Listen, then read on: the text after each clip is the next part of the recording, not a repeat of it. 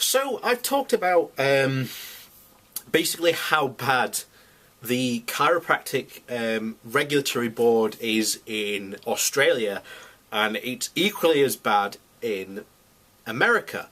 But how is the regulatory body in the UK? Well, the regulatory body in the UK is called the General Chiropractic Council, and interestingly enough, they have a page of cases and things they've investigated, and I'm very interested to see, shall we say, what the latest one is. Basically, you can go on, I'll leave a link down below of what this chiropractor is accused of. However, it's not surprising, because what has this chiropractor done? Well, according to the allegations, she posted in the adverts of the Thames Valley Enquirer, or the Thames Valley Express, I think it was, basically telling people that children with ear infections should come and get chiropractic adjustments, and that conventional medical treatment and the medication prescribed to children wouldn't work. And this was an actual posted advert in a local newspaper. To be able to get away with that is absolutely unbelievable. The fact that the newspaper actually ran it and didn't go, hang on a second, can we actually print this, is unavailable. Now, that's one count.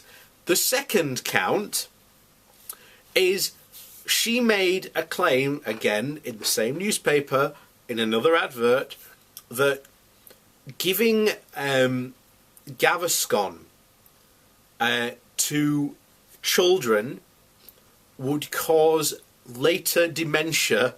It would cause dementia later on in life. Does she have any scientific proof for this? No. Shall we say, the makers of Gaviscon, shall we say, pursued this, and she's now in front of the board. Now, the hearing itself takes place on I think it's the 10th and 11th of August, so that's next month. I suspect a decision might be reached there and then, I'm not 100% sure, but we'll come back and have a look, certainly the end of August, probably beginning of September, and we'll tell you how it turned out. Because as far as I'm concerned, this person should be struck off. Posting misleading, actual general disinformation, and as even the council have said them themselves, encouraging people with misinformation to not trust their doctors or medication. Yeah, she's being charged for it. Now, I'll be interested to see what her punishment is, because, as I said, I put it this way: as far as I'm concerned, she should be struck off. Posting misinformation out like that, you shouldn't be able to do. And the other question runs is, if she's posted information, like that in a local newspaper, then what information is she giving out to her patients, is available in her waiting rooms?